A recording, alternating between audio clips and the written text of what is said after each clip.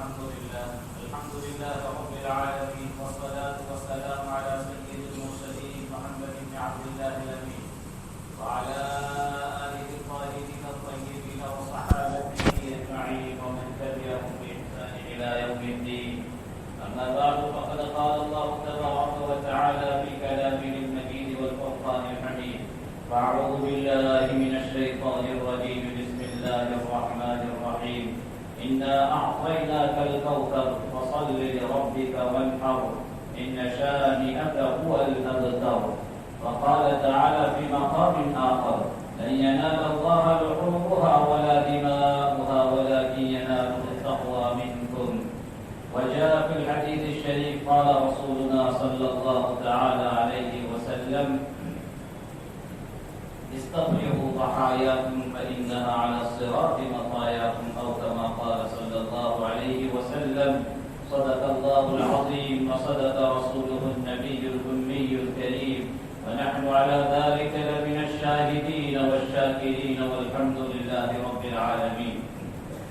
کرام قدر علماء کرام، بزرگان محترم، میرے عزیز نوجوان دوستوں اور بھائیوں، آج ہم سب کے لیے بڑی مسرت و شادمانی کا دن ہے کہ آج کا یہ دن عید الاضحیٰ ہے، اسے عید قربہ کہا جاتا ہے۔ یہ خالق کائنات اللہ رب العزت کی طرف سے ضیافت اور مہمانی کا دن ہے۔ اسی وجہ سے قطب الاقطاب، شیخ المشائخ، شیخ العرب والنجم، حضرت مولانا محمد زکریا صاحب نور اللہ مرقدہ کے باب میں آتا ہے کہ آپ عید الاضحیٰ کے اگلے دن، جسے یوم عرفہ کہا جاتا ہے، اس دن روزے کا خود اہتمام فرماتے تھے، بلکہ میرا آپ کے آقا تاجدار مدینہ صلی اللہ علیہ وسلم کا معمول مبارک تھا۔ چند چیزوں کا اللہ کے رسول پاک صلی اللہ علیہ وسلم نے خوب التزام فرمایا۔ ان میں کی ایک چیز یوم عرفہ کا روزہ ہے کہ سرکار دو جہاں صلی اللہ علیہ وسلم نے بھی اس پر مواظبت فرمائی اور یوم عرفہ کے روزے کی فضیلت کو بیان کیا۔ اللہ کے رسول کا فرمان ہے: صیام یوم عرفہ احتسب علی اللہ ان یکفر السنة التي قبلہ والسنة التي بعدہ، او کما قال صلی اللہ علیہ وسلم، کہ عرفہ کے دن کا روزہ جو اس کے تعلق سے اللہ رب العزت کی بارگاہ میں گمان کرتا ہوں اس بات کا کہ اس کی برکت سے اللہ تبارک و تعالیٰ ایک سال بعد کے اور ایک سال اگلے گناہوں کو معاف کر دے گا۔ اور بھی فضائل اللہ کے رسول پاک صلی اللہ علیہ وسلم نے بیان فرمایا ہے۔ تو ہمارے اسلاف، ہمارے مشائخ کا معمول تھا عرفہ کے دن روزے کا، اور آپ نے کہ بہت سے حضرات نے الحمدللہ اس سعادت کو حاصل کیا ہوگا۔ تو حضرت شیخ نور اللہ مرقدہ افطار میں بہت مختصر تناول فرماتے تھے اور رات کے صرف چائے پیتے تھے، اور جب آپ کے سامنے کھانا پیش کیا جاتا آپ فرماتے کہ آج ہم کچھ نہیں کھائیں گے، اس لیے کہ آئندہ کل باری تعالیٰ کی ضیافت ہے، اس میں ہم انشاءاللہ خود کھائیں گے۔ تو آج کا یہ دن، یہ تو اللہ رب العزت کی طرف سے ضیافت کا دن ہے، مہمانی کا دن ہے۔ اللہ کی ضیافت میں ہر مومن بندہ شریک ہو، اور ہماری طرف سے اظہار مسرت ہونا چاہیے، شادمانی کا اظہار ہونا چاہیے، اس لیے کہ عید کا دن ہے، یہ خوشی منانے کا دن ہے۔ ویسے میرے بھائیوں، ملت اسلامیہ کو آقا مدنی تاجدار مدینہ صلی اللہ علیہ وسلم نے سال بھر میں دو عید کے دن عطا فرمائے، ایک عید الفطر کا دن اور دوسرا عید الاضحیٰ کا دن۔ آپ جانتے ہیں عید الفطر کا دن وہ تو رمضان المبارک کے روزوں اور رمضان المبارک کی تراویح اور رمضان المبارک کے مہینے میں بندوں نے جو عبادات کی، جو ریاضات کی، جو مجاہدات کیے، اللہ پاک نے اسے خوش ہو کر بطور جائزہ کے، بطور انعام کے اسے عید الفطر کا دن مرحمت فرمایا۔ لیکن جہاں تک عید الاضحیٰ کا تعلق ہے، وہ دراصل خلیل اللہ حضرت ابراہیم علیہ السلام اور آپ کے لخت دیگر نور نظر حضرت سیدنا اسماعیل علیہ السلام، دو باپ بیٹوں کی بے مثال قربانی کی یادگار کے طور پر اللہ سبحانہ و تعالیٰ نے منانے کا حکم دیا۔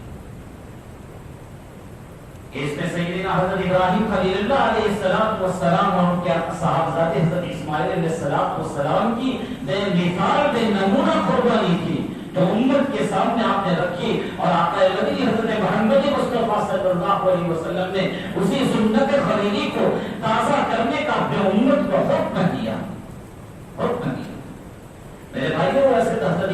علیہ السلام کی پوری زندگی آپ کی سیرت کا مطالعہ کر کے دیکھ لیجئے.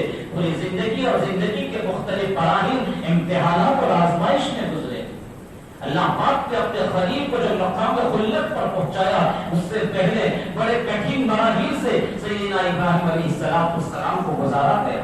سخت آزمائش میں آپ کو مبتلا کیا گیا. طرح طرح کی آزمائش.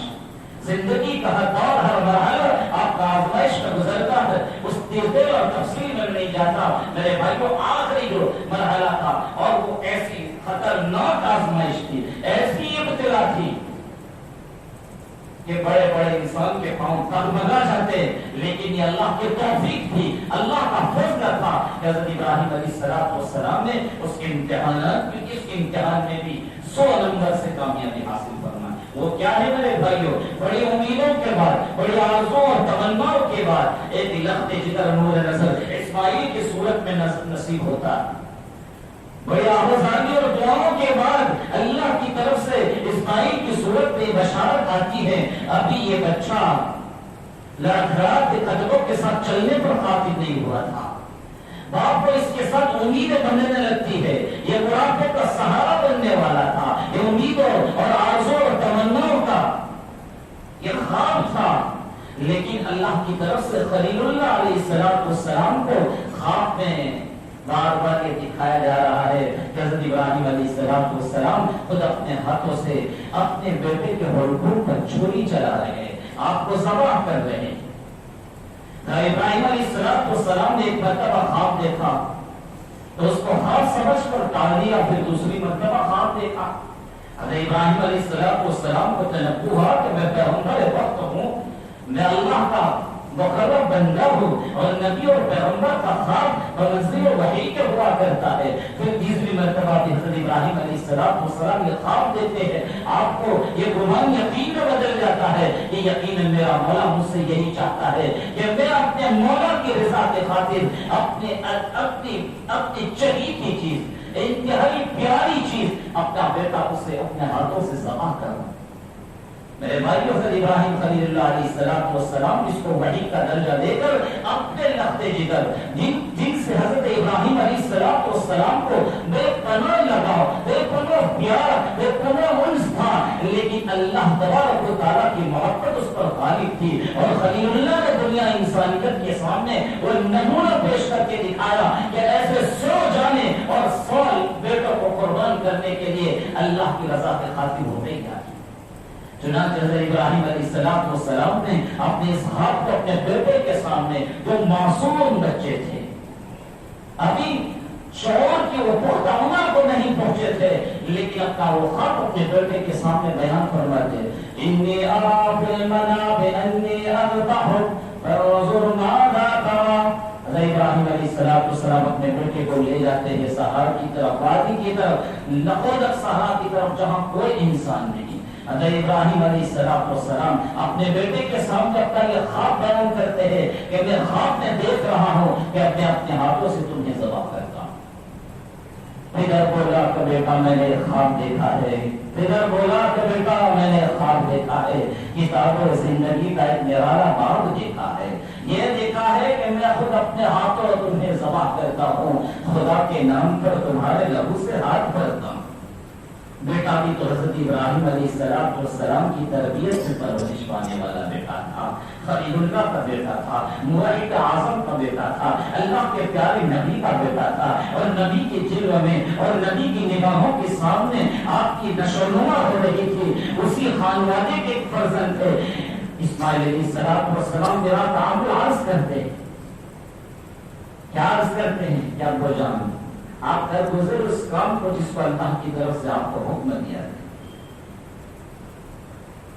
ستجدونی انشاءاللہ من الصابرین, انشاءاللہ قریب آپ مجھے صابرین میں سے پائیں گے. دیکھو بیٹے نے کیسی خارس بن جائی, ہمت دی, صرف اتنا نہیں کہا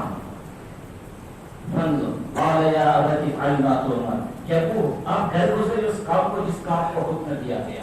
صرف اتنا نہیں کہا, آگے فرمایا ستجدنی انشاءاللہ من الصابرین، ان قریب آپ مجھے صبر کرنے والوں میں سے پاؤں گے، آپ مجھے ہائی باولا کرنے والوں میں سے نہیں پائیں گے، چیخو پکار کرنے والوں میں سے نہیں پائیں گے۔ جیسے آپ نے اللہ کے حکم سامنے سر تسلیم خم کیا ہے، میں بھی اسے خدا کا بندہ ہوں اور خلیل اللہ کا بیٹا ہوں، میں بھی اسے اللہ کے حکم کے سامنے سر نگو ہو جاؤں گا، اور میں شکوہ شکایت نہیں کروں گا، میں گلہ نہیں کروں گا، میں چیخو پکار نہیں کروں گا، بلکہ ایک صبر کی ایک مثال اور داستان قائم کروں گا۔ ستجدنی انشاءاللہ من الصابرین۔ میرے بھائیوں، یہ دونوں باپ بیٹے اللہ کے حکم کے سامنے سر نگو ہوتے ہیں، سر تسلیم خم کرتے ہیں۔ اس کے بعد حضرت ابراہیم علیہ السلام اپنے لخت جگر حضرت اسماعیل علیہ السلام کو الٹا لٹاتے ہیں اور آپ کے حلقوں پر چھری چلاتے ہیں۔ ادھر چھری چلانا کیا ہوا؟ رب کائنات کی رحمت جوش میں آتی ہے۔ اللہ ایک باپ کے ہاتھوں بیٹے کو ذبح کرانا نہیں چاہتا تھا، اللہ تو یہ امتحان لینا چاہتا تھا کہ یہ میرا خلیل میری محبت میں اپنے ہر دن عزیز چیز کو قربان کرنے کے لیے تیار ہے کہ نہیں۔ بس اللہ پاک کو یہ امتحان لینا تھا۔ اس کے امتحان میں حضرت ابراہیم علیہ السلام بھی کامیاب ہوئے اور چھوٹے سے اسماعیل بھی کامیاب ہوئے۔ چنانچہ قرآن پاک کی تعبیر کو قربان جائے اللہ کیا فرماتے ہیں؟ فَلَمَّا أَسْلَمَا وَتَلَّهُ لِلْجَبِينِ وَنَادَيْنَاهُ أَن يَا إِبْرَاهِيمُ قَدْ صَدَّقْتَ الرُّؤْيَا إِنَّا كَذَلِكَ نَجْزِي الْمُحْسِنِينَ۔ جب دونوں باپ بیٹوں نے اللہ کے حکم کے سامنے سر تسلیم خم کیا، فَلَمَّا أَسْلَمَا، دونوں اسلام لے گئے۔ کیا ارے وہ تو موحد اعظم تھے اور موحد اعظم کے بیٹے تھے۔ اسلام تو ظاہری بات ہے، ان کے ہر ادا سے جھلک رہا تھا۔ اسلمہ کا مطلب یہی ہے اللہ کے حکم کے سامنے انہوں نے سپر ڈال دیے، سر تسلیم خم کر لیا۔ فلما اسلما، جب دونوں باپ بیٹوں نے اللہ کے حکم کو سر آنکھوں پر چڑھایا، سر نگو ہو گئے اللہ کے فرمان کے سامنے، وَتَلَّهُ لِلْجَبِينِ، اور حضرت ابراہیم نے اپنے بیٹے کو پیشانی کے بل لٹایا، قرآن کہتا لٹایا۔ اس میں حکمت کیا تھی کہ بیٹے کا چہرہ اگر سامنے ہوتا اور اگر چھری چلاتے اور کوئی آہ نکل جاتی اور شفقت پدری جوش میں آ جاتی۔ باپ کو اپنے بیٹے سے لگاؤ ہوتا ہے، محبت ہوتی ہے، کہیں وہ محبت جوش مارتی اور ابراہیم اپنے کام سے رک جاتے۔ تو ابراہیم نے حضرت اسماعیل کو الٹا لٹایا، اور بعض مفسرین لکھتے ہیں کہ وہ اسماعیل نے کہا تھا اب تو مجھے الٹا لیتا ہے، تاکہ کہیں بات پہ چل کر آپ کی شفقت فدری جوش میں آئے اور کہیں اللہ کے حکم کو پورا کرنے میں تھوڑا سا تعقل اور دریک نہ ہو جائے۔ تو حضرت اسماعیل کے کہنے پر حضرت ابراہیم علیہ السلام نے حضرت اپنے بیٹے کو الٹا لٹایا۔ قرآن اس کو بیان کرتا ہے وَتَلَّهُ لِلْجَبِينِ، کہ پیشانی کے بل لٹایا۔ بس چھری چلانی تھی، امتحان میں کامیاب ہوئے، اعلیٰ نمبرات سے کامیاب ہوئے۔ ادھر اللہ سبحانہ و تعالیٰ جبرائیل امین کو دنبا لے کر روانہ کرتے ہیں، جبرائیل آسمان سے پکارتے ہیں اللہ اکبر اللہ اکبر۔ ادھر چھری اپنا کام نہیں کرتے ہیں۔ اسماعیل علیہ السلام کا حلقوں پر حضرت ابراہیم چھری چلا رہے تھے، جبرائیل کو شبہ ہوا کہ کہیں وہ چھری اپنا کام نہ کر دے، اسماعیل ذبح نہ ہو جائے اپنے باپ کے ہاتھوں۔ اللہ کو یہ منظور نہیں تھا، تو جبرائیل نے آسمان سے ندا لگائی اللہ اکبر اللہ اکبر، اللہ بڑے ہیں، اللہ سب سے بڑے ہیں۔ بس جبرائیل کی آواز حضرت خلیل اللہ تک پہنچتی ہے، اسماعیل سبیل اللہ تک پہنچتی ہے، آسمان کی طرف نگاہ اٹھا کر خلیل اللہ دیکھتے ہیں، جبرائیل امین نظر آتے ہیں، اللہ کا شکر بجا لاتے ہیں۔ حضرت ابراہیم علیہ السلام سمجھ گئے کہ اللہ کی طرف سے قربانی منظور ہو چکی ہے، منظور ہو گئی، اللہ پاک نے میرے امتحان میں مجھے کامیابی کا سرٹیفکیٹ دے دیا ہے، اسی لیے جبرائیل کوئی بشارت دے کر نازل ہو رہے ہیں۔ تو حضرت ابراہیم علیہ السلام اس کی جواب میں کیا کہتے ہیں؟ لا الہ الا اللہ واللہ اکبر، نہیں ہے کوئی معبود برحق مگر اللہ ہی، اور اللہ سب سے بڑے ہیں۔ ابراہیم علیہ السلام نے جبرائیل امین کے اس جب یہ اللہ اکبر کہنے پر یہ جواب مارے خوشی مارے فرحت کے، جب اسماعیل ذبیح اللہ نے یہ بات سنی الٹے لیتے ہوئے تھے تو ان کی زبان پر آ گئی اللہ اکبر وللہ الحمد، اللہ بڑے ہیں اور تمام تعریفوں کے لائق اللہ کی ذات ہے، اللہ کی ذات۔ اس وقت سے سے میرے بھائیوں اس تکبیر کو بھی اللہ تبارک و تعالیٰ نے زندہ جاوید بنایا کہ عرفہ کے دن فجر کی نماز کے بعد سے ہر مصلی کو بآواز بلند درمیان جہر کے ساتھ اس تکبیر کا ورد کرنا ہے جس کو تکبیر تشریق کہا جاتا ہے. یہی تکبیر تشریق کا شان برود ہے میرے بھائیوں. یہی تکبیر اس یاد کو بھی زندہ کیا گیا کہ یوم عرفہ کے دن فجر کی نماز کے بعد سے ہر مسلم چاہے وہ امام کی اقتداء میں جماعت کے ساتھ نماز پڑھے یا انفراداً نماز پڑھے, چاہے وہ مسجد میں نماز پڑھے, چاہے وہ اپنے گھر میں نماز پڑھے, چاہے وہ مرد ہو چاہے وہ عورت ہو, ہر ایک کے لیے ضروری ہے کہ ہر فرض نماز کے بعد اسے تکبیر تشریق پڑھنا واجب ہے. اللہ فرماتے ہیں یہ تکبیر تشریق پڑھنا واجب ہے, اور اگر امام بھول جائے تو مختلف تکبیر پڑھ کر اسے یاد دلانا.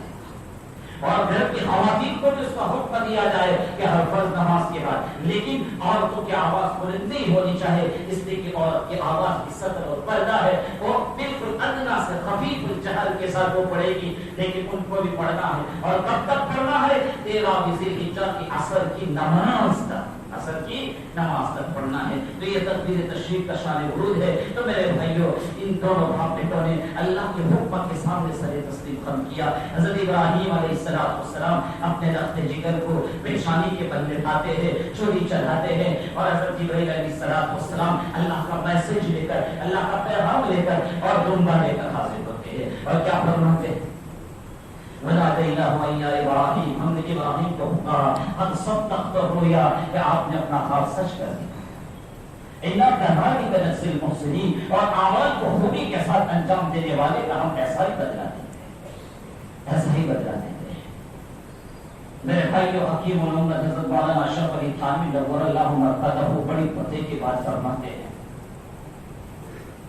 کہ دیکھو حضرات کے صحابہ نے اللہ کے رسول پاک صلی اللہ علیہ وسلم سے قربانی کی حقیقت کا سوال کیا, ما ہی الاضاحی یا رسول اللہ, کہ اللہ کے نبی قربانی کی حقیقت کیا ہے. حضرات کے صحابہ نے اللہ کے رسول سے پوچھا, اور ماہیت سے سوال ہوتا ہے کسی چیز کی حقیقت معلوم کرنے کے لیے, کسی چیز کی ڈیفینیشن معلوم کرنے کے لیے عربی میں جو سوال ہوتا ہے وہ ماں ہو اور ماہیت سے. تو حضرات صحابہ نے قربانی کی حقیقت اللہ کے رسول پاک صلی اللہ علیہ وسلم سے معلوم کی, ما ہی الاضاحی یا رسول اللہ. اللہ کے نبی نے فرمایا, سنت ابیکم ابراہیم, یہ تمہارے والد حضرت ابراہیم علیہ السلام کا طریقہ ہے, ان کی سنت ہے. دیکھو اللہ کے رسول پاک صلی اللہ علیہ وسلم نے بھی اپنے اسباب کو یاد رکھا اور توجہ مبذول کرائی. یہ دراصل حضرت ابراہیم خلیل اللہ علیہ السلام و تسلیم کی سنت ہے کہ تمہارے ابو ہیں, اس لیے کہ وہ ہمارے روحانی باپ ہے. اللہ کے رسول پاک صلی اللہ علیہ وسلم کے جد امجد ہے, اور نبی روحانی باپ ہوتا ہے, اور نبی کا باپ وہ بچوں کا باپ ہوتا ہے. تو دادا پر بھی اطلاق ہوتا ہے کس کے باپ ہونے کا, جیسے ہم اپنے والد کو باپ کہتے ہیں, دادا کو بھی باپ کہا جاتا ہے. تو یہ ہمارے جد امجد ہے. اللہ کے رسول نے یہی فرمایا, سنت ابیکم ابراہیم. پھر یہاں حضرت تھانوی رحمۃ اللہ علیہ نے ایک نقطہ تحریر فرمایا کہ کسی کو یہ سوال ہو سکتا ہے کہ اللہ کے رسول پاک صلی اللہ علیہ وسلم کی شریعت بہت بعد میں ہے, آخری شریعت ہے, اللہ کے رسول کی یہ سنت اور طریقہ ہے. اللہ کے رسول نے یہی فرمایا کہ ہذا سنت رسولکم, یہ تمہارے رسول کی سنت ہے, تمہارے پیغمبر کا طریقہ, اس لیے کہ حضور کا طریقہ بھی تو یہ ہے. تو اس سے ہمیں یہ معلوم ہوا کہ اسلام یکسر اپنے اسلاف کی قربانی کو فراموش نہیں کرتا. اسلام اپنے اسلاف کی قربانی کو اور اسلاف کا وہ طریقہ کار جو شریعت کے مطابق ہو اور منشأ خداوندی کے مطابق ہو, اس کو باقی رکھا جاتا ہے, اس کو باقی رکھا جاتا ہے. تو اس میں ایک بات ہمیں یہ ملی. دوسری بات یہ ہے کہ اللہ کے رسول پاک صلی اللہ علیہ وسلم کی یہ جو شریعت محمدی ہے اور شریعت ابراہیمی اصولاً اور فروعاً اس میں بہت زیادہ مماثلت تھی, بہت زیادہ توافق تھا, بہت زیادہ یکسانیت اور یکانیت تھی. اس وجہ سے کہہ دیا کہ جو حکم وہاں تھا وہی شریعت کے بہت سے قانون, بہت سارے اصول وہ شریعت محمدی میں بھی لاگو کیے گئے. تو آپ کی شریعت یعنی حضرت محمد رسول اللہ صلی اللہ علیہ وسلم کی شریعت اور حضرت ابراہیم علیہ السلام کی شریعت کے جو اصول تھے اور جو فروع تھے اس میں بہت زیادہ یکسانی ہے, بہت زیادہ یعنی وہی حکم جو وہاں تھا یہاں بھی ہے. تو اللہ کے رسول پاک صلی اللہ علیہ وسلم نے اس خوبی کو منسوب کیا اپنے جد امجد کی طرف. یہ اللہ کے رسول پاک صلی اللہ علیہ وسلم کی غایت تواضع اور غایت عبدیت ہے. غایت تواضع اور غایت عبدیت ہے کہ آدمی خوبی کو کمال کو جب بڑے میں وہ خوبی کمال ہو تو اپنی ذات کی طرف منسوب نہ کرتے ہوئے اپنے بڑے کی طرف اس کو منسوب کرے, اپنے بڑے کی طرف اس کو منسوب کرے. خیر میرے بھائیوں, تو اللہ کے رسول پاک صلی اللہ علیہ وسلم نے فرمایا سنت ابیکم ابراہیم. خیر تو حضرت ابراہیم خلیل اللہ علیہ السلام اس ایگزامینیشن میں کامیاب ہوتے ہیں, اس پوزیشن اور فرسٹ ڈویژن سے کامیاب ہوتے ہیں. اس کے بعد اللہ پاک وہ فضیلہ بذبح عظیم کہ ہم نے اس کے بدلے میں ایک بہترین موٹا تازہ دمبا اس کے فدیے کے طور پر کیا ہے. پھر حضرت ابراہیم علیہ السلام کو حکم ہوا کہ وہ دمبے کو ذبح کریں. اور اللہ کیا فرمایا ان ھذا لهو البلاء المبین. یہ بڑی آزمائش, یہ بڑی آزمائش تھی, یقیناً بہت بڑی آزمائش تھی, بہت بڑی آزمائش تھی. دیکھو میرے بھائی حضرت تھانوی رحمۃ اللہ علیہ, اللہ پاک ان کو جزائے خیر عطا فرمائے, امت کی طرف سے حکیم الامت نے عجیب و غریب نکات آپ نے بیان کیے. حضرت کیا فرماتے ہیں کہ اللہ کے رسول پاک صلی اللہ علیہ وسلم سے جب قربانی کی حقیقت کو دریافت کیا تو آپ نے فرمایا سنت ابیکم ابراہیم. تو حضرات کے صحابہ کا سوال قربانی کی حقیقت کے باب میں تھا.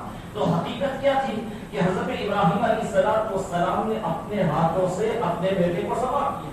حقیقت تو یہ ہے, حضرت ابراہیم علیہ السلام اپنے ہاتھوں سے اپنے لخت جگر حضرت اسماعیل کو ذبح کر رہے تھے. یہ حقیقت. یہاں کوئی یہ کہہ سکتا ہے کہ نہیں حضرت ابراہیم علیہ السلام نے تو دمبے کو ذبح کیا. تو دراصل ابراہیم خلیل اللہ علیہ السلام کی قربانی یہ نہیں ہے, آپ کا فعل دمبے کو ذبح کرنا نہیں ہے. اس لیے کہ فعل تو وہ ہوتا ہے جو انسان اپنے اختیار سے انجام دے. فعل کون سا ہوتا ہے؟ جو انسان اپنے اختیار, عاقل بالغ اپنے اختیار سے کسی کام کو کرے اس کو کہا جائے گا کام کرنا, اس کو کہا جاتا ہے کام کرنا. اسی وجہ سے اگر مجنون کوئی کام کرتا ہے تو مجنون کا وہ کام معتبر نہیں ہوتا ہے. مجنون اگر عقد نکاح کرتا ہے اس کا نکاح معتبر نہیں. اگر پاگل آدمی اگر خرید و فروخت کا معاملہ کرتا ہے تو شریعت کی نگاہ میں اس کا بیچنا اس کا خریدنا معتبر نہیں. کیوں؟ اس لیے کہ جنون کی وجہ سے, مجنون اور پاگل پنی کی وجہ سے اس کا اختیار سلب ہو چکا ہے, اس کا یہ عمل اس کے اختیار سے نہیں ہوا. اسی وجہ سے فقہاء نے مسئلہ لکھا ہے کہ اگر کوئی آدمی نیند کی حالت میں برباد ہے کہ میں نے فلاں چیز خریدی, یا نیند کی حالت میں گہری نیند سو رہا ہے, اپنی بیوی کو کہا ہے کہ میں نے 3 طلاق دے دی, تو طلاق واقع نہیں ہوتی. میں کہنا مت ایسا, یہ تو میں مسئلہ بتا رہا ہوں, کرنا نہیں. یعنی کوئی فرض و تقدیر, اگر کوئی آدمی گہری, بعض لوگوں کو دین میں بڑبڑانے کی عادت ہوتی ہے نا, بکنے کی جس کو ہم کہتے ہیں, تو اگر کوئی بکواس کرے اور بیوی کو کہے ساتھ لیتی ہے کہ تجھے 3 طلاق, اگر وہ سویا ہے گہری نیند تو اس طلاق کا اعتبار نہیں ہوگا. کیوں نہیں ہوگا؟ اس لیے کہ ہوگا کہ نیند کی حالت میں اس کا اختیار نہیں ہوتا, میں نیند کی حالت میں اس کا اختیار نہیں ہوتا ہے. تو حضرت ابراہیم علیہ السلام نے تو اپنے اختیار سے جو کام کیا وہ کیا کیا, اپنے بیٹے پر چھری چلا. یہ ان کا اختیار عمل تھا. دمبا تو اللہ کی طرف سے بھیجا گیا اور حکم ہوا کہ اس کو ذبح کرو, ورنہ آپ کا حقیقی پہلا عمل اختیار سے تھا, وہ کون سا تھا؟ بیٹے پر چھری چلا, بیٹے پر چھری چلا. ارے آئی بات سمجھ میں؟ تو یہ کہہ رہے ہیں کہ اصل اختیاری عمل تو اب تک یہ تھا, لیکن یہ تو اللہ کا کرم اور فضل ہوا کہ اللہ پاک نے اپنے فضل سے اس کے فدیے کے طور پر دمبے کو بھیجا. کیا بھیجا؟ دمبے کو. ورنہ اگر وہ چھری چلتی اور اس کو ہوا دیا جاتا تو کون انجام دیتا میرے بھائی؟ اس فعل کو کون کرتا؟ پھر حضرت فرماتے ہیں, خیر مجھے کچھ مسائل کی طرف بھی توجہ دلانی ہے. نکاح والی بات ہے, میں اس کو چھوڑتا ہوں اس لیے کہ وہ گہری بات ہے, بہت سارے لوگ سمجھ میں نہیں آئیں گے. تو خیر میرے بھائی اللہ کا کرم ہوا کہ بیٹے کو ذبح کرنے کا حکم دیا, اور آدمی کو خود عقل کا تقاضا تھا کہ دوسرے کو ذبح کرنے کے بجائے اللہ کے لیے اپنے حکم پر چھری چلا دے. اللہ پاک نے یہ بھی نہیں کہا کہ تم اپنے حلق پر چلا دو. تو اللہ پاک نے رحم فرمایا کہ اللہ پاک نے فدیے کے طور پر دمبے کو بھیجا. یعنی جانور کی قربانی گویا کہ حضرت فرماتے ہیں کہ جانور کو قربان کرنا ایسا ہی ہوگا کہ آپ نے اللہ کی رضا اور خوشنودی کے خاطر اپنے بیٹے پر چھری چلائی. آپ نے اللہ کے رضا کے خاطر اللہ کے خوشنودی کے لیے گویا جانور کو ذبح نہیں ایسا ہی سمجھا جائے گا کہ آپ نے اپنے بیٹے کے حقوق پر چھری چلائی ہے، وہ فضیلت تمہیں حاصل ہوگی، وہ فضیلت تمہیں حاصل ہوگی۔ اس لیے میرے بھائیوں یہ مبارک دن ہے، اور اس مبارک دن کا سب سے بہترین اور بہت ہی اہم عمل آج کے دن کا اضحیہ ہے، قربانی ہے، قربانی۔ اور قربانی اس آدمی پر واجب ہے اپنی طرف سے جن پر صدقہ فطر واجب ہے۔ صدقہ فطر کا جو نصاب ہے وہی نصاب اضحیہ کے قربانی کے وجوب کا ہے۔ آپ جانتے ہوں گے کہ صدقہ فطر کس پر واجب ہے؟ صدقہ فطر ہر اس آدمی پر، ہر مسلمان عاقل بالغ پر واجب ہے کہ جو 52.5 تولہ چاندی یا 52.5 تولہ چاندی کی مالیت یعنی روپے پیسے یا 52.5 تولہ چاندی کے روپے پیسے کے علاوہ اس کی بنیادی حوائج اصلیہ سے فاضل اتنا گھر کا کوئی بھی سامان ہو جس کی مالیت 52.5 تولہ چاندی کی قیمت کو پہنچ جاتی ہے، 52.5 تولہ چاندی کی قیمت کو پہنچ، اور اس کے لیے ہول سال کا پورا ہونا بھی ضروری ہے۔ مثلا ایک دن پہلے 2 دن پہلے اگر آدمی کے پاس 30,000 روپے آ گئے تو سمجھو کہ 30,000 روپے والے پر قربانی واجب ہو جائے گی۔ اس لیے کہ 52.5 تولہ چاندی کی قیمت شاید آج میں سمجھتا ہوں مارکیٹ میں 28-29,000 سے زیادہ نہیں ہوگی۔ آئی بات سمجھ میں؟ تو ایسے آدمی کو قربانی کیا ہو جائے گی؟ واجب ہو جائے گی، جبکہ اتنے پیسے اس کی بنیادی ضرورت سے فارغ ہو، بنیادی ضرورت سے فارغ ہو۔ اور میرے بھائیوں ہمارے تو بہت آسان ہے، بڑے جانور کے 7 حصے شریعت نے اس کی اجازت کی، اللہ کے رسول کا فرمان کہ اونٹ میں اور بقر میں 7 آدمی شریک ہو سکتے ہیں، اور چھوٹا جو بکرا ہے بکرا 1 آدمی کی طرف سے ہوگا۔ بکرے میں 2-3 شریک ہونا چاہے تو بہت موٹا کاٹا ہے، 50,000 روپے والا ہے، 1 لاکھ روپے والا ہوگا جب بھی بکرا ایک ہی آدمی کی طرف سے، دمبا بھیڑا ایک ہی آدمی کی طرف سے۔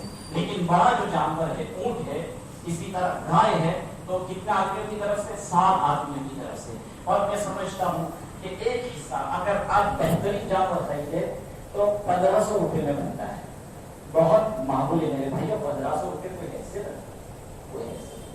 اس لیے زیادہ سے زیادہ اپنی وسعت کا مظاہرہ کرتے ہوئے قربانی میں خود دلچسپی سے حصہ ہے۔ اللہ کے رسول پاک صلی اللہ علیہ وسلم نے فرمایا کہ یہ سنت ابیکم ابراہیم، حضرات صحابہ نے فما لنا فیہا یا رسول اللہ، اللہ کے رسول اس کے بدلے میں ہمیں کیا ملے گا؟ تو اللہ کے رسول نے کیا فرمایا؟ قال فبکل شعرۃ حسنہ، کہ جانور کی ہر بال کے بدلے میں تمہیں 1 نیکی ملے گی۔ اب اندازہ لگائیں میرے بھائیوں بڑے جانور پر کتنے بال ہوں گے، اور دمبا ہوگا، بیٹا ہوگا، اس پر کتنے بال ہوں گے، بکری پر کتنے بال ہوں گے، آپ کی کاؤنٹ نہیں کر سکتا، کیلکولیٹ مشکل ہے اس کا۔ تو اللہ کے نبی نے فرمایا کہ ہر بال کے بدلے میں 1 نیکی ملے گی۔ اس کے بعد حضرات کے صحابہ نے پوچھا کہ ہم تو دمبا کی ذبح کرتے ہیں اور دمبے کی پشت پر بہت زیادہ ان کی صورت میں بال ہوتے ہیں، ساتھ میں ملے ہوتے ہیں، تو یا رسول اللہ، حضرات کے صحابہ نے پوچھا کہ ان کا کیا حکم ہے؟ اللہ کے رسول نے فرمایا قال فبكل شعرة من الصوف حسنہ، جاؤ ان کے ہر بال کے بدلے میں دیکھنے کے لیے، ان کے ہر بال کے بدلے میں بھی 1 نیکی ملے گی۔ اس نے میرے بھائیوں خود دلچسپی سے اس میں حصہ لے۔ اور ویسے یہ تو ہماری آخرت کی سواری ہے، پل صراط پہ ہمیں گزرنا ہے، اور پل صراط پر گزرنا وہ لابد ہے، لازمی، ہر ایک کو گزارا جائے گا۔ اللہ پاک نے لازم کر دیا ہے کہ جتنے ہوئے زمین پر آنے والے ہیں ہر ایک کو پل صراط سے گزرنا ہوگا۔ اور پل صراط کی حقیقت آپ جانتے ہیں میرے بھائیوں، وہ بال سے زیادہ باریک اور تلوار سے زیادہ تیز وہ بریج ہے جو جہنم پر بنایا گیا ہے، اور اس پر سواری ہمارے لیے کیا ہوگی؟ یہ ہماری قربانی کا جانور ہوگا۔ اللہ کے رسول پاک صلی اللہ علیہ وسلم کا فرمان ہے استغفروا ضحاياكم فانها على الصراط مطاياكم، او كما قال صلی اللہ علیہ وسلم کہ تم اپنے قربانی کے جانور کو موتا تازہ کیا کرو، اس لیے کہ وہ صراط پر تمہاری سواری ہے، وہ صراط پر تمہاری سواری ہے میرے بھائیوں۔ اس لیے بہت پہلے سے اس کو لے کر اس کے ساتھ محبت قائم کرنی چاہیے، اس کی خدمت کرنی چاہیے، ہونا تو یہ چاہیے۔ لیکن میرے بھائی 2-4 دن پہلے ہم لوگ خرید کر ڈال لو، چلو اتنا بھی کر لیں گے تو ذمہ داری سے خوش ہو جائیں گے، آپ کے ذمے سے واجب ثابت ہو جائے گا، کم از کم اتنا تو کریں۔ ورنہ ہونا یہ چاہیے کہ یہ جب ہماری یہ سواری ہے ہمارے پل صراط کی، اور اصل قربانی یہ ہے کہ جانور کے ساتھ محبت اور لگاؤ ہو جائے، اس کے بعد پھر اپنے ہاتھوں سے اس جانور کو ذبح کیا جائے تاکہ آنکھوں سے آنسو چھلک جائے، کہ جس سے آدمی کو محبت ہو جاتی ہے اس کو قربان کرنا بڑا مشکل ہو جاتا ہے۔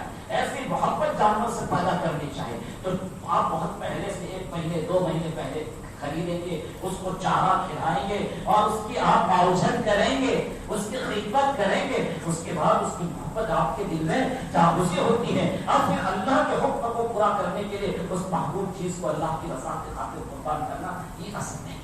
چنانچہ حضرت شیخ الہند نور اللہ مرقدہ کے باب میں آتا ہے، شیخ الہند کون ہے ہمارے بھائیوں؟ شیخ الاسلام حضرت مولانا حسین احمد مدنی نور اللہ مرقدہ کے شیخ، آپ کے استاد دارالدیوبند ام المدارس دارالدیوبند کے شیخ الحدیث اور تحریک آزادی کے روح رواں شیخ الہند رحمۃ اللہ علیہ کے باب میں آتا ہے کہ جب قربانی کا دن آتا تو آپ تقریباً 1 سال پہلے ایک جانور بڑا خرید لیتے تھے، بڑا جانور خریدتے تھے اور پھر روزانہ حضرت اس کی خدمت کرتے، چارہ اپنے ہاتھ سے کھلاتے، یہاں تک کہ جانور اتنا مانوس ہو جاتا کہ جب آپ دارالحدیث میں درس حدیث کے لیے تشریف لے جاتے، بخاری شریف پڑھانے کے لیے تشریف، تو وہ جانور پیچھے پیچھے آپ کے پیچھے آتا اور دارالحدیث کے باہر بیٹھ جاتا۔ جب حضرت شیخ الہند رحمۃ اللہ علیہ درس سے فارغ ہوتے تو پھر وہ جانور آپ کے پیچھے پیچھے چلتا اور گھر جا کر بیٹھ جاتا۔ ایسا انس ہو گیا تھا، ہو جاتا ہر سال حضرت کا یہ معاملہ۔ اس کے بعد حضرت اپنے ہاتھوں سے اسے نہلاتے تھے، اسے صاف ستھرا کرتے، اور لکھنے والے نے لکھا ہے کہ پھر قربانی کا جب دن قریب ہوتا تو چند دنوں پہلے حضرت اس کو چارہ کم کھلاتے، چارہ کم کھلاتے تو کیا جلیبی حضرت اس کے لیے منگواتے، جلیبی کھلاتے، دودھ پلاتے اور اس کو موٹا تازہ کرتے، اس لیے کہ رسول اللہ کا فرمان ہے استغفروا، یہ تو حدیث پر عمل کرنے والے لوگ تھے میرے بھائیوں کہ رسول اللہ کا فرمان ہے کہ اس کو موٹا تازہ کرو، استغفروا بنا۔ تو اس طرح آپ اس کی خدمت کرتے، پھر جب قربانی کا دن آتا حضرت اپنے ہاتھوں سے جانور کو ذبح کرتے، یہ بھی حضرت رسول پاک صلی اللہ علیہ وسلم کی سنت ہے میرے بھائیوں، اللہ کے رسول قربانی کا جانور خود ذبح کرتے۔ چنانچہ حجۃ الوداع کے موقع پر اللہ کے رسول پاک صلی اللہ علیہ وسلم نے 100 جانوروں کو قربان کیا، اس میں سے 64 تقریباً خود اپنے ہاتھوں سے ذبح کیے۔ کتنے؟